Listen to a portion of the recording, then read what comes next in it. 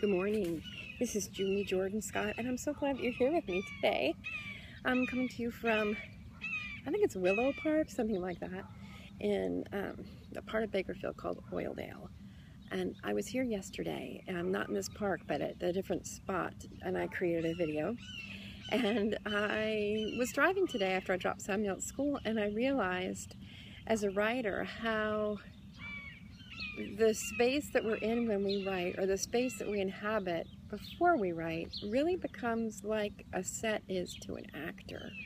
It informs the choices we make and really kind of fills us with images that we can then take to the page.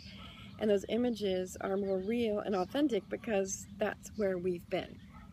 I remember reading Frances Hodgson Burnett, who wrote The Secret Garden, talking about to write The Secret Garden, she needed to be in a garden, sort of like that.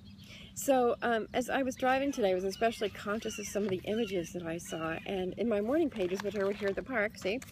And for some reason, I inexplicably keep putting July dates on everything. It's June. It's June, Julie, it's June.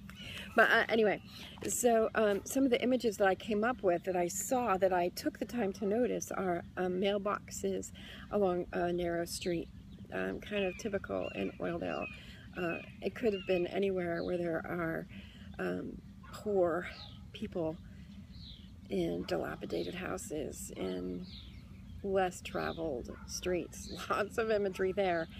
Sneaking photos in that neighborhood, and then as I'm driving along, I see a couple and a child on a porch. They're out on their porch at 7 a.m. and it makes me think, what are they doing out there? Why are they on their porch at 7 a.m.? I see a tree that's dying from lack of water, which is pretty significant or normal here in the drought in California. Lots of metaphors there for creative people too. Droughts and lack of water. What happens then? I noticed when I first got out of my car that it smelled here like the stable's close by. So some people go, ugh, stable smell, I don't want to write here. It kind of reminds me of the barriers we overcome to do what we really want to do, or we really feel compelled to do. Another thing I noticed is, as I sat here longer, I heard more of the sounds around me. At first, I didn't notice that there was a mourning dove chorus, or that a jay was squawking, you know, the big old boss of the park bird. Hear her or him? The other thing is, driving yesterday, I noticed, I drive down the street called McRae after I get to the high school, and you see lots of students walking towards high school wearing their red and white PE clothes. And I noticed yesterday more minority students walking towards the school.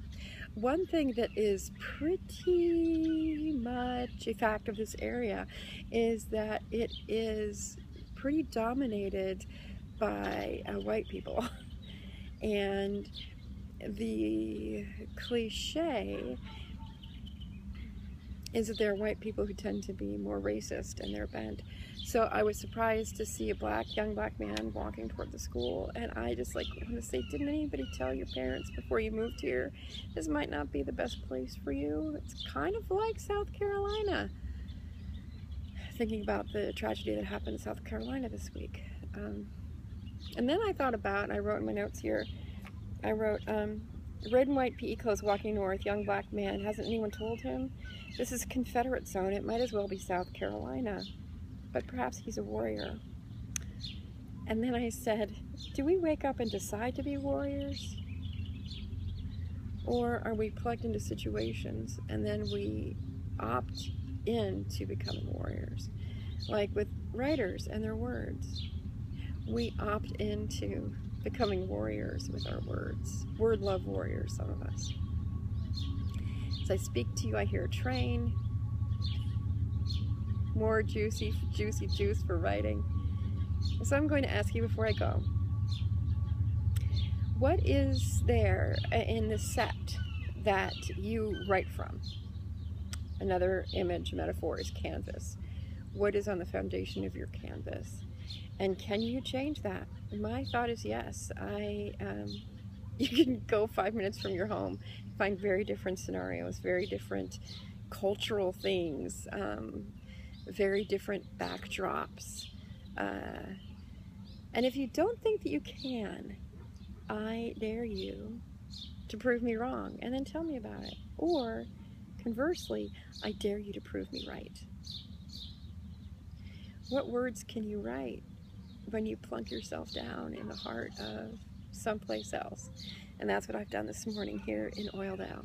It kind of makes me want to go plunk myself down in other places here in Bakersfield and across the country, since I'll be traveling this summer. Just some random thoughts. Thank you for being with me, and please write today. Get your words down on paper. Do your writing practice, 3 pages today. Woohoo! Enjoy the rest of your day, and write, write, write. The world is waiting for your words.